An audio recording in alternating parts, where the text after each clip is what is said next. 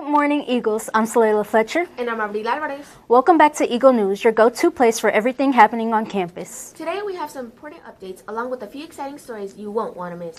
Let's get started with current events and take a look at what's been happening around the world. Welcome back to Current Events. My name is Richard Sanchez. And I'm Alexander Serta. You know the really annoying thing Class of 2020 does where they say that they never got a graduation because of COVID? Well, Class of 2027 is about to have the exact same thing. The hantavirus, which has infected and caused a cruise ship to be quarantined, has found to be transmitted by human-to-human contact. Spanish officials who searched the ship have found no rats or rat droppings, the most common carriers of the virus.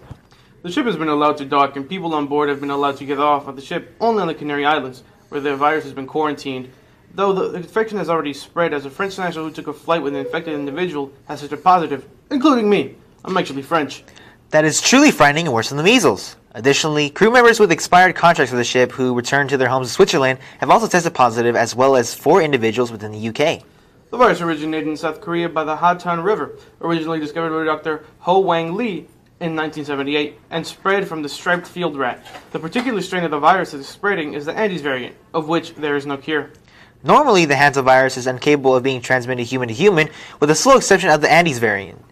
Though this virus is nothing new and has been fairly tracked within the United States since the early 1990s, with only 890 reported cases nationally and 49 reported cases in Texas since then. It should also be known that this doesn't spread as easily as COVID did, so the chances of a global epidemic aren't as high as they were in 2020.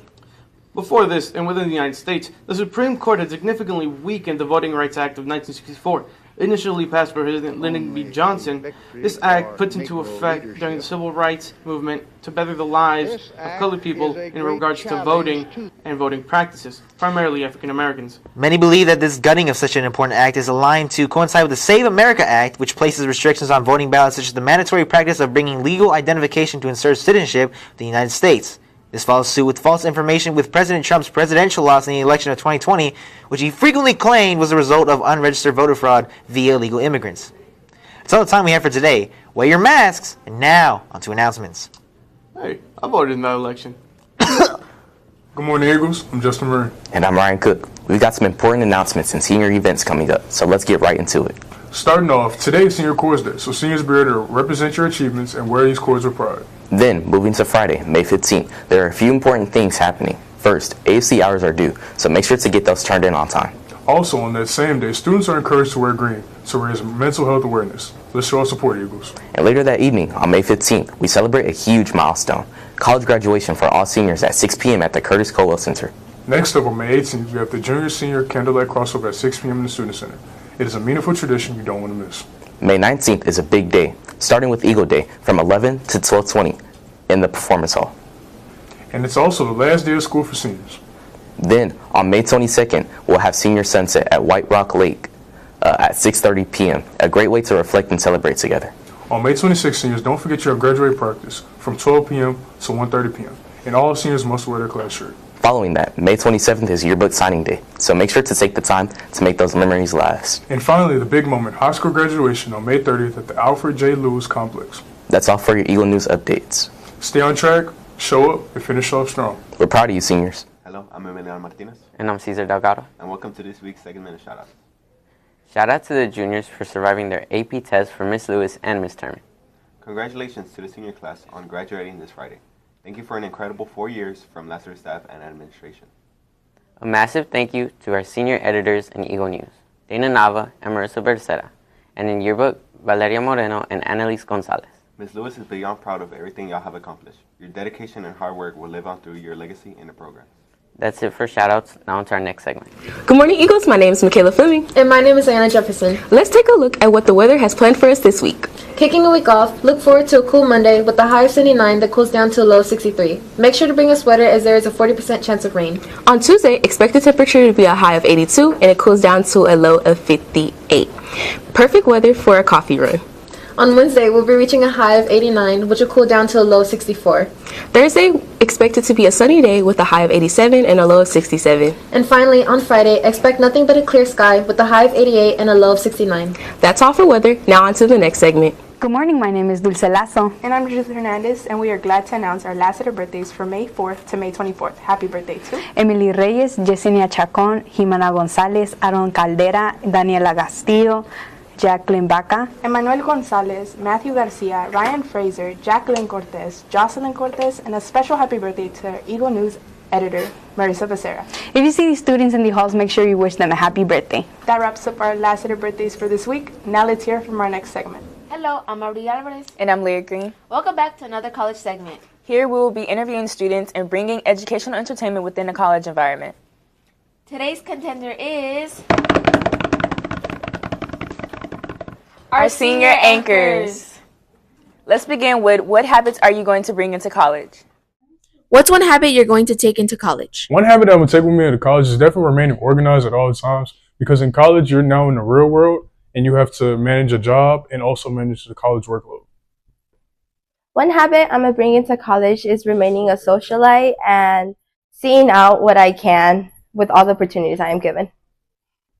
One habit I'm bringing with me into college is to maintain a respectful manner towards others, because I find that very important when you're meeting someone new and or people you already know.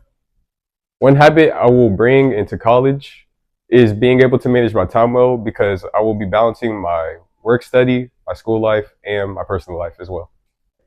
One habit I'll probably bring into college is saying yes to new opportunities, even if they scare me a little bit. That's it for college. Now on to yearbook. Hey Dawson, how many yearbooks are left? There are only 55 yearbooks left, and when they sell out, they're gone for good. Right now, yearbooks are on sale for $100. Make sure you get them before it's too late. Yearbook signing date is May 27th.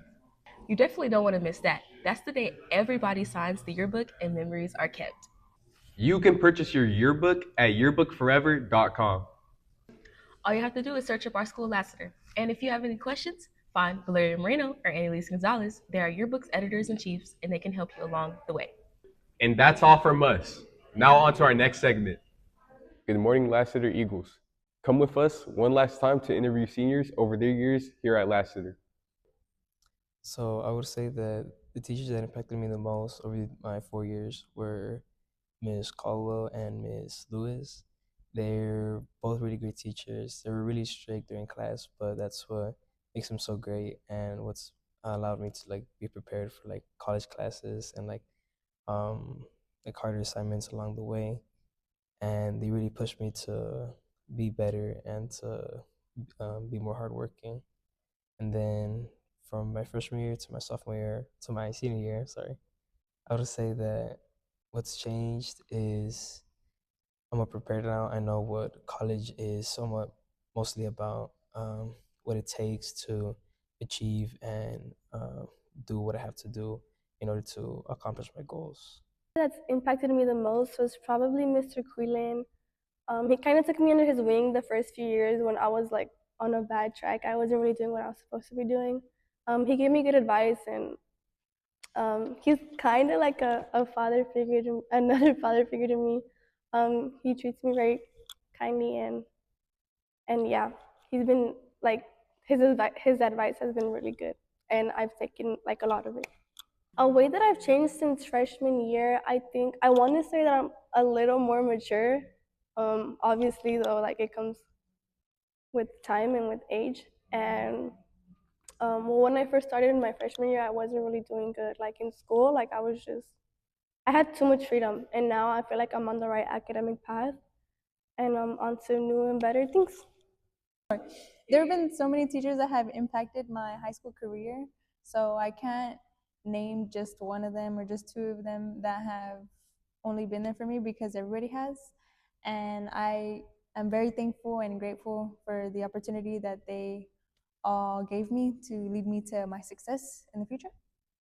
One thing that has changed from freshman year to now is my ability to put myself first.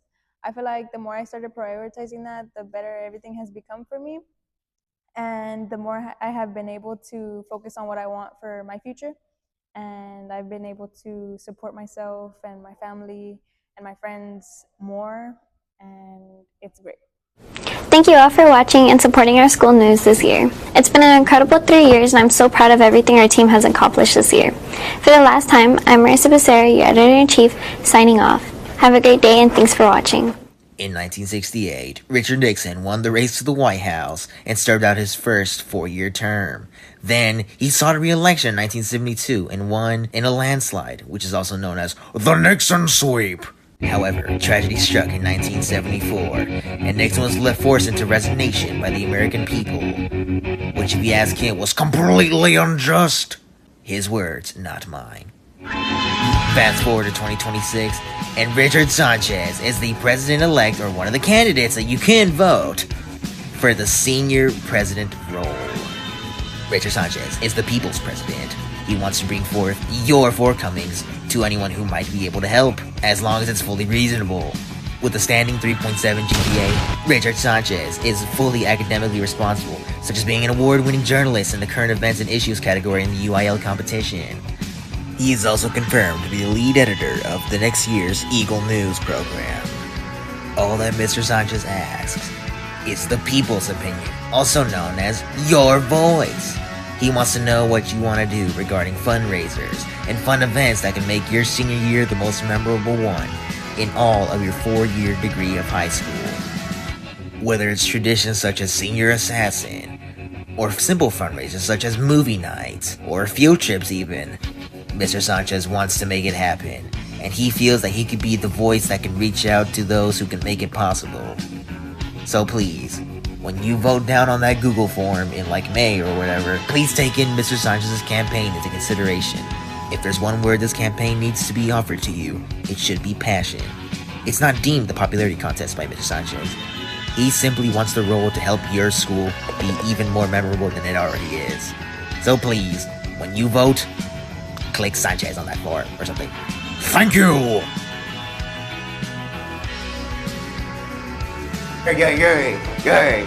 Yay! I'm gonna win!